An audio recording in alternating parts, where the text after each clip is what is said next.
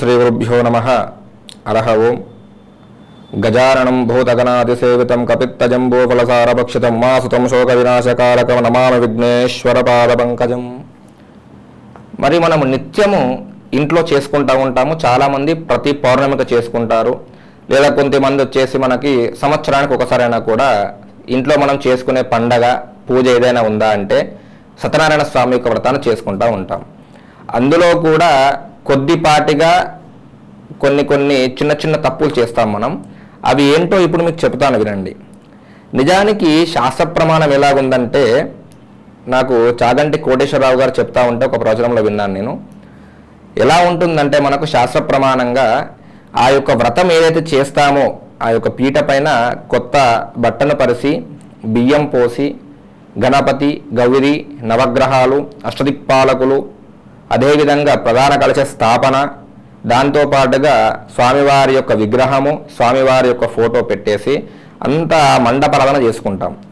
మరి ఈ యొక్క వ్రతము చేసిన తరువాత ఆ యొక్క పీటను ఏమి చేయాలి, ఆ పోసిన బియ్యాన్ని, బట్టను, కలశాన్ని, వాటన్నిటిని ఏమి చేయాలి అంటే, అది వ్రతం కాగానే చాలామంది ఏంటంటే, ఈరోజు వ్రతమైంది కదా, ఈరోజు ఉంచుకుంటా ఇంట్లోనే మండపాన్ని అంతా తీయకుండా, రేపు మళ్ళీ మంగళవారం కదా రేపు తీయను, ఎల్లుండి బుధవారం తీస్తాను, అలా అని చెప్పేసి చాలామందికి కొన్ని సెంటిమెంట్స్ ఉన్నాయి. అయితే నిజానికి ఏమి చేయాలంటే, ఎప్పుడైతే మన ఇంట్లో వ్రతం చేసుకుంటామో వ్రతం చేయగానే పునఃపూజ చేస్తాం. ప్రతి ఒక్క పంతులు, ప్రతి ఒక్క అర్చకుడు పునఃపూజ అని చేస్తారు. పునఃపూజ చేసినప్పుడే మనం ఆ యొక్క కలశాన్ని కదిలిచ్చేస్తాం. కలశం కదిలిచ్చేసినామంటే దానికి ఏ దోషం ఉండదు, ఇక అప్పుడే మండపాన్ని తీస్తున్నట్టు లెక్క. అయితే ఈ పూజ కాగానే ఆ యొక్క వ్రత మండపాన్ని కలుషముతో సహా, కలశం ఇంట్లో పెట్టుకోవాలని కాదమ్మా, కలుషముతో సహా ఆ వ్రత మండపాన్ని మొత్తం కూడా ఆ వ్రతము చెప్పిన పంతులు గారికి దానంగా ఇచ్చేసేయాలి. దానిపైన మీ శక్తి కొలది దక్షిణ పెట్టేసుకొని ఆ యొక్క పంతులు గారికి ఆ యొక్క వ్రత మండపాన్ని దానంగా ఇచ్చేసేయాలి. అది ప్రమాణం ఉంది. అలా చేస్తేనే మనకు వ్రతము చేసుకున్న పుణ్యం అనేది, దాని ఫలితం అనేది మనకు వస్తుంది. మరి అందులో పంతులు గారు, మరి మేము వెండి చెంబు పెడతాం కదా, బంగారు చెంబు పెడతాం కదా అంటే, కథలో ఎక్కడ కూడా చెప్పలేరు, శాస్త్రం ఎక్కడ చెప్పలేదు వెండి చెంబు పెట్టుకుంటే పుణ్యం వస్తుంది, ఇత్తడి చెంబు పెట్టుకుంటే పాపం వస్తుంది, ఎక్కడ చెప్పుకోలేదు. మన స్తోమతకు తగ్గట్టుగా అక్కడ ఏ చెంబు పెట్టుకున్నా ఖచ్చితంగా అయ్యగారికి దానం ఇవ్వాల్సిందే. వెండి చెంబు కదని వెండి చెంబు తీసుకొని రాగి చెంబు ఇస్తానంటే అది ఇచ్చినట్టే ఉంటుంది తప్ప దాని ఫలితం అనేది రాదు. అదేవిధంగా ఇవి ఏంటంటే, ప్రతీది కూడా మనం చేసే ప్రతి పనుల్లో కూడా కొద్దిపాటి తప్పులు చేస్తూ ఉంటాము. ఆ దీపాలు కూడా ఏం చేస్తారంటే, నక్షత్ర దీపం అని చెప్పేసి ఇప్పుడు ఒక చెమ్మె పెడతాం మనము. ఆ పెట్టిన చెమ్మలో 4-5 ఉంటాయి దీపాలు వేసేటివి, వాటి చుట్టూ దీపాలు వేస్తారు. ఇందులో 2 చుట్టూ దీపాలు వేసి వెలిగిస్తారు. వద్దమ్మా అంటే కూడా వినరు. మా పంతుల్లో ఎంత చెప్పినా కానీ అలా వద్దమ్మా 2 ఒత్తులు వేయండి సరిపోతుందంటే కూడా ఎవరు వినరు. అన్ని దీప ప్రజ్వలన చేయాలని చెప్పేసి శాస్త్రం ఏం చెప్పలేదు. కేవలం మనకి ఏంటంటే, ఒక పక్కన 3 ఒత్తులు కలిపి ఒకటి, ఇంకొక పక్కన 2 ఒత్తులు కలిపి ఒకటి, అంటే ఒక చెమ్మెలో 5 ఒత్తులు, ఇక్కడొక 5 ఇక్కడొక 5, ఆ విధంగా వేసుకొని దీప ప్రజ్వలన చేసుకొని ఆ యొక్క వ్రతం ఏదైతే ఉంటుందో దాన్ని ప్రారంభించుకుంటే చాలా మంచి ఫలితాలు వస్తాయి. మరి ఈ వ్రతం అనేది ఏమిటి అంటే, వ్రతం అంటే ఏంటంటే కథ అన్నమాట. వ్రతం అంటే మనకు పెద్ద ఇందులో ఏదో ఉందనే ఉండదు. ఏ వ్రతమైనా దాన్ని మనం కథ అని అంటాం. కథ అంటే ఏంటంటే స్టోరీ. అది ఈ విధంగా జరిగింది అని చెప్పేసి ఒక స్టోరీ చెప్పడాన్ని మనం సత్యనారాయణ వ్రతం అంటాము. సత్యనారాయణ వ్రతంలో ఏముంటుందంటే, ఆ యొక్క స్వామివారు ఏ విధంగా చేశారు, ఎవరు ఆ పూజను చేసుకొని ఆ వ్రతాన్ని చేసుకొని ఎవరు ఎలాంటి ఫలితాలు పొందినారని చెప్పేదే వ్రతము. తర్వాత స్వామివారికి నైవేద్యంగా పెడతాం మనం. నైవేద్యంగా సత్యనారాయణ స్వామి కాబట్టి చాలా మటుకు ఎక్కడ కూడా ఏంటంటే అన్నం అనేది స్వామివారికి నైవేద్యంగా పెట్టాము. కేవలం సిర, గోధుమ నూక, ఆవు పాలు ఇవి మాత్రమే స్వామివారికి నైవేద్యంగా నివేదన చేసుకుంటాం. నైవేద్యం పెట్టిన తర్వాత ఆ యొక్క నైవేద్యాన్ని ఏమి చేయాలి, కొంతమంది ఏం చేస్తారంటే కొద్దిపాటిగా సిర వండి వాళ్ళ పెట్టికే కేవలం వాళ్ళ ఇంటి వాళ్ళు తినేటట్టే కొద్దిగా చిన్న భోగంలో సిర వండే స్వామివారి నైవేద్యం చూపించి ఆ సిర భోగం పక్కన పెట్టేసుకుంటారు. అలా ఎప్పుడు చేయకూడదు. నైవేద్యం అంటే ఎప్పుడైతే నీవు అందరికీ పంచుతావో అప్పుడే నీకు దాని యొక్క ఫలితం వస్తుంది.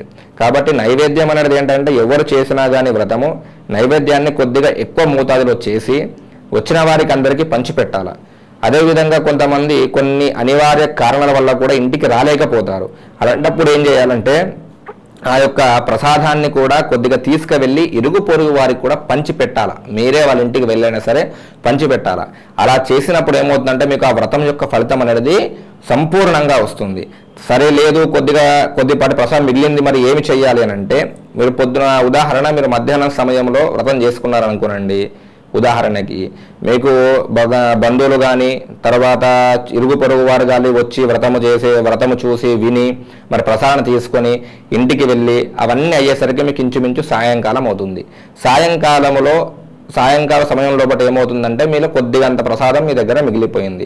దాన్ని ఏం చేస్తారంటే ఒకవేళ మీరు తింటాము అంటే మీరే తినండి, లేదు అంటే దాన్ని మొత్తం కూడా ఇంకా వేరే వాళ్ళకి ఇరుగు పొరుగు వారి పిల్లలు వీళ్ళు రోడ్డు పండి వస్తూ ఉంటారు, మన ఇంటి ముందు తిరుగుతూ ఉంటారు కదా, వాళ్ళకి పిలిచేసి చెప్పండి ఈరోజు మా ఇంట్లో వ్రతం చేసుకున్నాము, ఇక ప్రసాదం తీసుకోండి నాన్న అని చెప్పేసి వాళ్ళకి పంచి పెట్టండి. అప్పుడు ఏమవుతుందంటే మీకు సంపూర్ణ ఫలం వస్తుంది. దాంతోపాటుగా మీరు ఎంతో భక్తితో వండిన ఆ యొక్క ప్రసాదం అనేది కూడా వృధా కాకుండా పోతుంది. ఈ విధంగా చేసుకుంటే మీకు వ్రతం యొక్క ఫలితం అనేది ఖచ్చితంగా వస్తుంది. కానీ ఏంటంటే ఇప్పుడు చాలామంది మొన్న ఒక దగ్గర అడిగారు మాకు, ఇలాగే వ్రతం చెప్పినాక ఇట్లా మండపం మొత్తం దానం ఇవ్వాలమ్మా అని అంటే అక్కడేం తీసుకోలేదు, కానీ చెప్పామన్నమాట నిజంగా అంటే ఈ విధంగా చేసుకోవాలమ్మా వ్రతం అని చెప్తే వాళ్ళు ఏమన్నారంటే, పంతులు గారు మరి వ్రతం పైన మేము వెండి చెంబు పెట్టాం కదా, మరి పీట పైన దాన్ని ఏం చేయాలా అని చెప్పేసి అన్నారు. మీకు శాస్త్రములు ఎక్కడ చెప్పలేదు వెండి చెంబు పెట్టమని, ఎక్కడ చెప్పలేదు. విగ్రహం ఒకటే చెప్పారు తప్ప వెండి చెంబు పెట్టమని ఎక్కడని చెప్పలేరు. ఆ వెండి చెంబు పెట్టిన దానం ఇవ్వాలమ్మా అని చెప్పేసి అన్నాను. సో ఏంటంటే మనకు తెలియక చేసే కొన్ని పొరపాట్ల వల్ల ఆ పూజ యొక్క ఫలితం అనేది మనకు రాకుండా పోతుంది. 100% వచ్చే ఫలితం అనేది కేవలం మనకు ఒక 30 to 40% వస్తుంది. అదేవిధంగా ఈ కాలంలో ఏమైపోయిందంటే అక్కడ అయ్యగారు ఉరుతూనే ఉంటారు, అనకూడదు కానీ చెవు కోసిన నక్కలాగా అయ్యగారు కథ చెప్పుకుంటూ పోతూనే ఉంటారు. కథ మీద కూర్చున్న వాళ్ళు వెనక మరి ముచ్చట్లు పెడుతూనే ఉంటారు. అలాంటప్పుడు మీరు వ్రతమ చెప్పించుకోవద్దు. అలాంటప్పుడు ఖచ్చితంగా ఎవరు వ్రతమ చెప్పించుకోవద్దు. మళ్ళీ అందులో సరే ఎవరు వింటలేరు కదా తొందరగా చెప్పేసి పోదామని అయ్యగారు ఒకవేళ ఆ యొక్క వ్రతాన్ని కొద్దిగా తొందరగా కంప్లీట్ చేస్తారనుకోండి, స్పీడ్గా చెప్పి అయ్యగారు అప్పుడే అయిపోయింది వ్రతం అని అంటారు. మీరు ఎలాగో వినప్పుడు ఇంకా చెప్పడం ఎందుకు చెప్పండి. మీరు అయ్యగారి ప్లేస్లో ఉంటే మీకు అర్థమవుతుంది. అయ్యగారి ప్లేస్లో అక్కడ ఉండి ఆ వ్రతాన్ని మీరు చదువుతూ ఉంటే ఎవరు వినకపోతే మీకు అర్థమవుతుంది ఆ బాధ ఎలా ఉంటుందో అని చెప్పేసి. మీరు వింటే మాకు కూడా చెప్పాలనిపిస్తుంది. ఇప్పుడు వినేవాళ్ళు ఎక్కువ మంది ఉన్నారనుకోండి, మాకు కూడా ఇంకా మంచిగా చెప్పాలనిపిస్తుంది ప్రతి ఒక్క పంతులకు కూడా. మీరు వినప్పుడు మీ మూలు చెప్పుకోవాలా, మాది మేము వరుకోవడం తప్ప. కాబట్టి వ్రతము ఎవరైతే చెప్పించుకుంటారో వాళ్ళు చేశారు వీళ్ళు చేశారని ప్రతి సంవత్సరం చేసుకుంటా అని కాదు. ఈ సంవత్సరం వ్రతం చేసావు నువ్వు, వ్రతం చేసినప్పటి నుంచి నీలో ఏ మార్పు వచ్చింది, కథ విన్నాక నీలో వచ్చిన మార్పు ఏమిటి అది గమనించండి. నేను ఎప్పటికి ఇలాగే ఉంటాను, నేను రోజు 10 గంటలకే స్నానం చేస్తాను, స్నానం చేయకముందే అన్నం తింటాను, నేను రాత్రి మొత్తం బయట తిరగడానికి పోతాను, నేను మద్యం సేవిస్తా, అన్నీ చేసుకుంటా, కానీ నేను నెల కోసం వ్రతం చేసుకుంటా అంటే ఆ వ్రతం చేసుకోకపోయినా పెద్ద ఫలితమే ఉండదు. మీరు వ్రతం చేశారంటే తత్వాన్ని గ్రహించాలి. ఆ వ్రతం యొక్క తత్వం ఏంటి, వ్రతం యొక్క అర్థం ఏమిటి, ఆ వ్రతం చేయడం వల్ల పూర్వకాలంలో ఏమైంది, ఇప్పుడు నాకేమొస్తుంది, ఆ విధంగా గమనించుకోండి. సత్యనారాయణ వ్రతం అంటే ఏంటి, సత్య అంటే ఏంటి, అబద్ధాలు చెప్పకుండా సత్యంగా ఉండడమే. సత్యవ్రతం చేసుకున్నప్పుడు ఏంటంటే ఆ వ్రతం చేసుకున్నప్పటి నుంచి నువ్వు అబద్ధాలు ఆడకూడదు. ఎప్పుడు ఏదున్నా నిజాయితీగా ఉండాలి, నిజం మాత్రమే మాట్లాడాలి, అబద్ధాలు ఆడకూడదు. అదే సత్యనారాయణ స్వామి యొక్క మహత్యం అది. ఆ వ్రతం మొత్తం కూడా అదే ఉంటుంది. మనం వ్రతం మొత్తం నిష్టగా క్లుప్తంగా చదివి వింటే దాన్ని అర్థం చేసుకుంటే వ్రతం మొత్తం కూడా మనకు అదే ఉంటుంది. ఏమని ఉంటుంది అంటే ఈ వ్రతం చేసుకున్న వారు ఈ వ్రతంలో ఎక్కడ కూడా అబద్ధం ఆడకూడదనే ఉంటుంది అందులో ఎక్కడ చూసినా కానీ. మరి అలాంటిది మీరు సత్యనారాయణ వ్రతం చేసుకుంటాను తెల్లారి నుంచి మొత్తం నోరు చేస్తాను అబద్ధాలే మాట్లాడతా అంటే నువ్వు వ్రతం చేసుకున్న నీకు ఫలితం ఏమి ఉండదు. నువ్వు వ్రతం చేసుకున్నప్పుడు నువ్వేం మారుతున్నావు అనేది ఆ విధంగా ముందుకు వెళ్ళి అట్లా చేసుకుంటే నీకు మంచి ఫలితాలు వస్తాయి. కాబట్టి ఇక నుంచి అయినా చెప్పిన విధంగా అందరూ కాకుండా కొద్దిపాటి మంది అయినా మార్పు కోరుకొని చెప్పిన విధంగా మీ యొక్క వ్రతాన్ని చేసుకుంటారని చెప్పేసి అనుకుంటూ లోకా సమస్త సుఖినో భవంతు. Hi everybody, this is Kireeti Damaraju. Like, share and subscribe to Saira TV. ఓ సైరా.